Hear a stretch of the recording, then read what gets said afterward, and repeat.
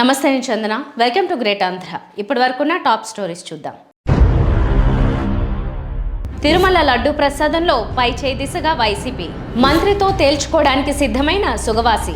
పాపం కార్తీ చేసిన తప్పేంటి పవన్? మంచి ప్రభుత్వం ఎక్కడా కనిపించడం లేదే. ఆయన సరదాగా అన్నా అదే నిజం కావచ్చు.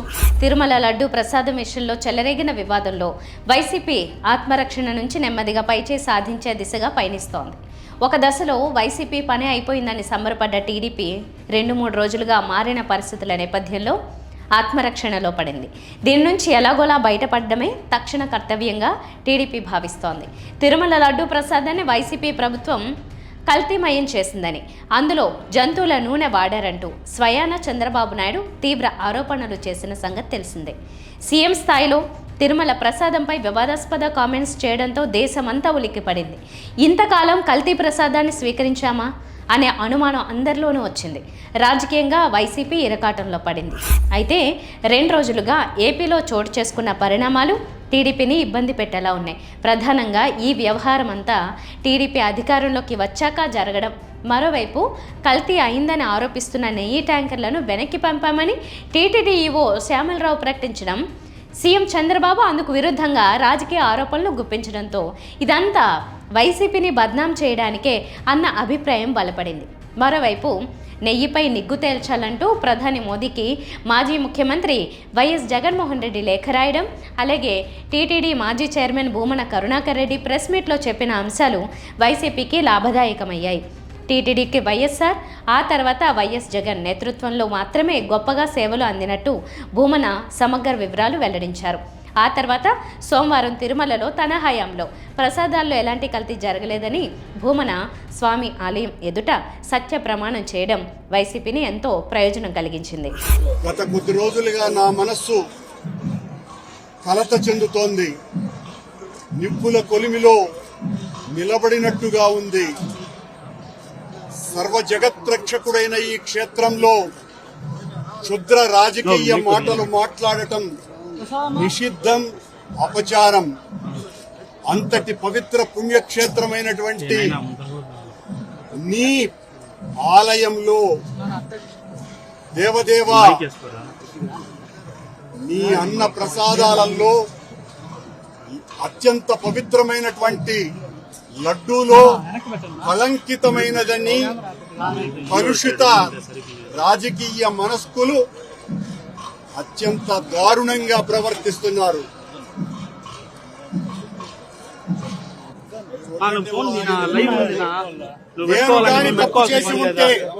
నేను తప్పు చేసి ఉంటే నేను నా కుటుంబము సర్వనాశనమైపోవాలని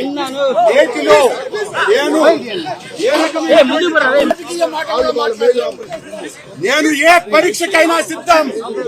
ఒక్క తప్పు చేసి ఉంటే నేతిలో నేను కలంకితమైనటువంటి పదార్థాలు కలిపి ఉంటే మా హయాంలో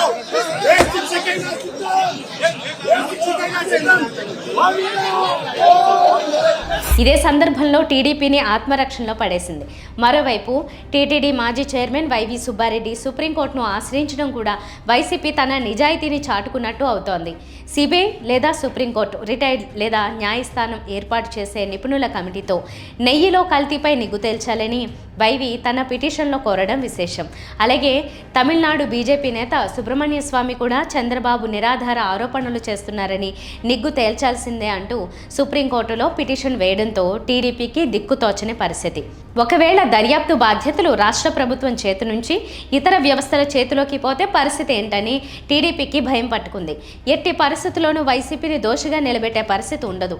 అలాంటప్పుడు తిరుమల ప్రసాదంపై నింద వేసిన చంద్రబాబును నెగిటివ్గా తీసుకునే పరిస్థితి ఏర్పడుతుంది. రాజకీయంగా తీవ్ర నష్టం జరిగే ప్రమాదం ఉంది.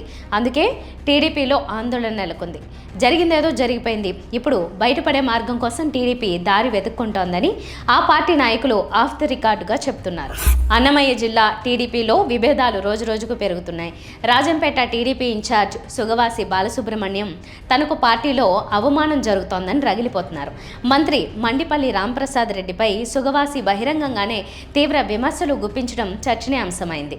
పనిలో పనిగా ఎమ్మెల్సీ రాంగోపాల్ రెడ్డిపై ఆయన ఆరోపణలు గుప్పించడం గమనార్హం. రాయచోటి నుంచి రాంప్రసాద్ రెడ్డి ప్రాతినిధ్యం వహిస్తున్నారు. సుగవాసి కూడా సుదీర్ఘ కాలం పాటు రాయచోటిలోనే రాజకీయాలు చేశారు. ఇటీవల ఎన్నికల్లో సుగవాసికి బదులు రాంప్రసాద్ రెడ్డికి చంద్రబాబు టికెట్ ఇచ్చారు. సుగవాసికి రాజంపేట టికెట్ ఇచ్చారు. ఇంతటి గాలిలో కూడా రాజంపేటలో సుగవాసి ఓడిపోయారు. ఈ నేపథ్యంలో తనను అణిచివేస్తున్నారని సుగవాసి ఫీల్ అవుతున్నారు. కనీసం తన కార్యక్రమాలకు వెళ్లొద్దని అధికారుల్ని ఎమ్మెల్సీ రాంగోపాల్ రెడ్డి ఆదేశించారని సుగవాసి బహిరంగంగానే ఆవేదన వ్యక్తం చేశారు. అలాగే మంత్రి రాంప్రసాద్ రెడ్డి ఇసుక దోపిడీకి పాల్పడుతూ ప్రభుత్వానికి చెడ్డ పేరు తెస్తున్నారని మండిపడ్డారు. చివరికి అధికారుల బదిలీల సిఫార్సు లేఖలకు మంత్రి డబ్బు తీసుకుంటున్నట్టు సంచలన ఆరోపణ చేశారు. కలెక్టర్కు ఫిర్యాదు చేసినా ప్రయోజనం లేదని ఆయన ఆగ్రహం వ్యక్తం చేశారు. అన్నమయ్య జిల్లా టీడీపీ అధ్యక్షుడు జగన్మోహన్ రాజుపై కూడా సుగవాసి మండిపడ్డారు.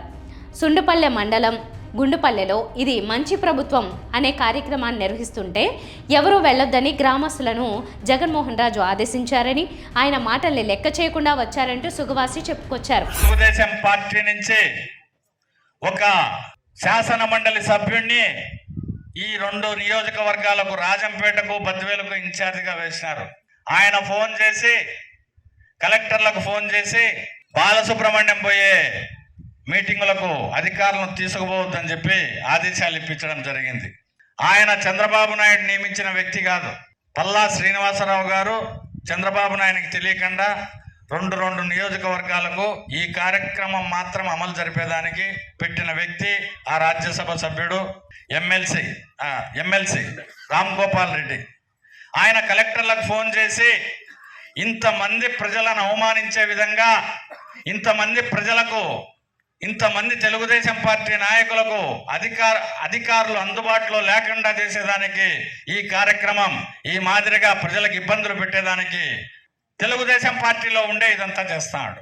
కారణం ఏమంటే పెద్ద ఆయన చెప్పిన రాజకీయ కక్షలు. రాత్రి తెలుగుదేశం పార్టీ అధ్యక్షుడు మన గ్రామంలో పెద్ద మనుషులకు ఫోన్ చేసి ఈ కార్యక్రమం జరపకూడదు అని చెప్పడం జరిగింది. ఈ ఊర్లో ఉండే పెద్ద మనుషులు లేదు, ఇది ప్రజల కోసం జరిగే కార్యక్రమం, మేము ఇప్పుడు వాళ్ళు ఈ కార్యక్రమాన్ని జరిపినారు. ఇంతకు ముందు ఇక్కడే అధికారులందరూ కాసుకొని ఉన్నారు.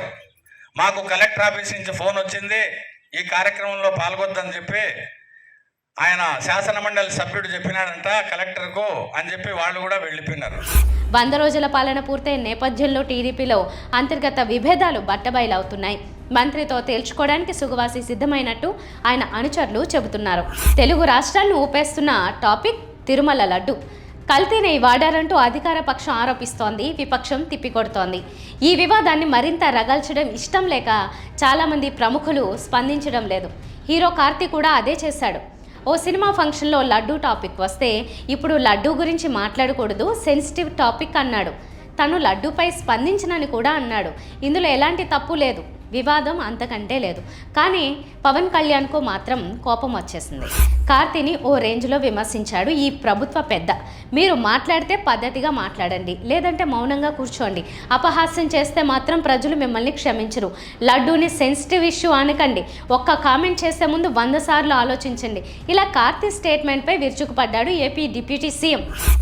అయ్యప్ప స్వామి దీక్ష చేసే వాళ్ళ మీద ఎంత ఇష్టారాజ్యంగా మాట్లాడతారు.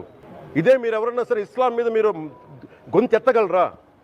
ఎందుకంటే రోడ్ల మీదకి వచ్చి కొడతారని మీకు భయం, అందుకు మీరు మాట్లాడరు. హిందువులు అంటే మెత్తని మనుషులు కదా, తోటి హిందువు కదా, మీరు ఏదైనా మాట్లాడచ్చు. మీకు నమ్మకాలు లేకపోతే మీరు ఇంట్లో కూర్చోండమ్మా. మీకు నమ్మకాలు లేకపోతే ఇంట్లోంచి బయటికి రాకండి, మమ్మల్ని ఏం అనకండి. మేము ఎలా పూజా విధానం ఎలా చేస్తాం, అలాగే ముఖ్యంగా ఫిల్మ్ ఇండస్ట్రీ కూడా నేను తెలియజేస్తా ఉన్నా. దీని మీద మీరు మాట్లాడితే మద్దతుగా మాట్లాడండి, లేదంటే మౌనంగా కూర్చోండి. అంతేగాని మీ మాధ్యమాల ద్వారా అపహాస్యం చేస్తే మటుకు ప్రజలు మిమ్మల్ని ఎవరు క్షమించరు. ఎందుకంటే చాలా డీప్ పెయిన్ ఇది. మీరు లడ్డూ మీద జోక్లు వేస్తున్నారు. నేను ఒక సినిమా ఫంక్షన్లో కూడా చూశాను, laddu is a sensitive issue అని. Don't you ever say that. Don't you ever try day to say that please.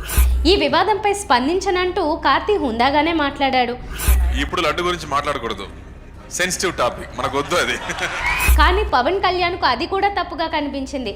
చూస్తుంటే ఇండస్ట్రీ పెద్దలంతా ఈ వివాదంలో టీడీపీకి అనుకూలంగా స్పందించాలని పవన్ ఆశిస్తున్నట్టు కనిపిస్తోంది. మరి ముఖ్యంగా ఈ వివాదాన్ని మరింత పెద్దది చేయాలనే ఆలోచన కూడా పవన్లో కనిపిస్తోంది. దీన్ని జాతీయ స్థాయిలో తీసుకెళ్లడంలో పవన్ బాబు ఆల్రెడీ సక్సెస్ అయ్యారు. ఇప్పుడు టాలీవుడ్, కోలీవుడ్ను కూడా ఇందులోకి లాగాలనే ప్రయత్నం పవన్ మాటల్లో కనిపిస్తోంది. ఇటీవల చంద్రబాబు సర్కార్ 100 రోజుల పాలన పూర్తి చేసుకుంది. ఈ సందర్భంగా రాష్ట్ర వ్యాప్తంగా కూటమి నాయకులు ఇంటింటికి వెళ్లి 100 రోజుల్లో చేసిన పనుల గురించి వివరించాలని ముఖ్యమంత్రి చంద్రబాబు నాయుడు చెప్పారు. ఈ నెల 26వ తేదీ వరకు 7 రోజుల పాటు కార్యక్రమాలు నిర్వహించాలని సీఎం ఆదేశాలు ఇచ్చారు. అయితే టీడీపీ, జనసేన, బీజేపీ నాయకులు ఇంటింటికి వెళుతున్న దాఖలాలు లేవు. ఎందుకంటే ప్రజలు కోరుకుంటున్నదేంటో, ప్రభుత్వం చేసిందేంటో నాయకులకు బాగా తెలుసు. అంతెందుకు, మంచి ప్రభుత్వం అంటూ 100 రోజులు పూర్తయిన సందర్భంగా ప్రభుత్వం ఇచ్చిన వాణిజ్య ప్రకటనలో ఉచిత ఇసుకకు స్థానం లేదు. దీన్ని బట్టి తాను చెబుతున్న దానికి ఆచరణకు తేడా ఏంటో ప్రభుత్వమే ప్రకటించుకున్నట్టయింది. మంచి ప్రభుత్వంపై కాదనకుండా అక్కడక్కడ సభలు, సమావేశాలు నిర్వహిస్తూ మమా అనిపిస్తున్నారు. మరీ ముఖ్యంగా ముఖ్యమంత్రి చంద్రబాబు నాయుడే తన 100 రోజుల పాలనను ప్రజలకు తెలియకూడదని అనుకున్నారేమో అనే అనుమానం కలుగుతోంది. అందుకే ఆయన తిరుమల ప్రసాదంపై వివాదాస్పద వ్యాఖ్యలు చేశారనే ప్రచారం కూడా లేకపోలేదు. మంచి ప్రభుత్వం అని కూటమి సర్కార్ మీడియాకు చెప్పుకోవడం తప్ప ప్రజల నుంచి ఆ రకమైన ప్రశంసలు రావడం లేదు. కూటమి సర్కార్ ఏం చేసింది అనే ప్రశ్న సామాన్య ప్రజానీకం నుంచి వస్తోంది. కేంద్ర మంత్రి నితిన్ గడ్కరీ ఒక మాట అన్నాడు. తాను సరదాగా అన్నానని చెప్పాడు. సరదాగా అన్నానని ఆయన చెబుతున్నా సీరియస్గా అన్నాడనే అనిపిస్తోంది. ఇంతకు గడ్కరీ ఏమన్నాడు? 4వసారి ఎన్డీఏ అధికారంలోకి వచ్చే అవకాశం లేదన్నాడు. 2 సార్లు విజయవంతంగా అధికారంలోకి వచ్చిన ఎన్డీఏ మొన్న 3వసారి కష్టంగానే అధికారంలోకి వచ్చిందని చెప్పాలి. ప్రధానంగా 2 పార్టీల మద్దతుతోనే మోదీ సర్కార్ నిలబడింది. బీహార్ నుంచి నితీష్ కుమార్ జేడీయూ, ఏపీ నుంచి చంద్రబాబు టీడీపీ. ఎన్నికల్లో ఈ 2 పార్టీలు అత్యధిక సీట్లు సాధించడం, మద్దతు ఇవ్వడంతో మోదీ సర్కార్ బతికి బట్టకడుతోంది. ఈసారి కాంగ్రెస్ నేతృత్వంలోని ఇండియా కూటమి ఎన్డీఏకు గట్టి పోటీ ఇచ్చింది. సీట్ల విషయంలో ఎన్డీఏకు, ఇండియా కూటమికి పెద్ద తేడా లేదు. ఎన్డీఏలో ఏ పార్టీ బయటకు పోయినా ప్రభుత్వం మైనార్టీలో పడిపోతుంది. జేడీయూ లేదా టీడీపీలో ఏ ఒక్క పార్టీ మద్దతు ఉపసంహరించుకున్నా మోదీ ప్రభుత్వం కుప్పకూలుతుంది. కాబట్టి బీహార్లో కానీ, ఏపీలో కానీ లోకల్ బీజేపీ నాయకులు కూడా చాలా జాగ్రత్తగా ఉండాలి. వీళ్ళు పిచ్చి పిచ్చిగా కామెంట్స్ చేస్తే అది మోదీ ప్రభుత్వానికి ఎఫెక్ట్ ఇచ్చే ప్రమాదం ఉంది. ఇక నితీష్ కుమార్కు జంప్ జిలానీ అనే పేరుంది. ఆయన కొంతకాలం కాంగ్రెస్ కూటమిలో ఉంటాడు, కొంతకాలం ఎన్డీఏలో ఉంటాడు. ఎన్నికల ముందు వరకు ప్రతిపక్ష కూటమితోనే ఉన్నాడు. ఏపీలో చంద్రబాబు 2019 ఎన్నికలకు ముందు బీజేపీతో గొడవపడి ఎన్డీఏ నుంచి బయటకు వచ్చిన పవన్ కళ్యాణ్ కారణంగా మళ్ళీ ఎన్డీఏలో చేరాడు.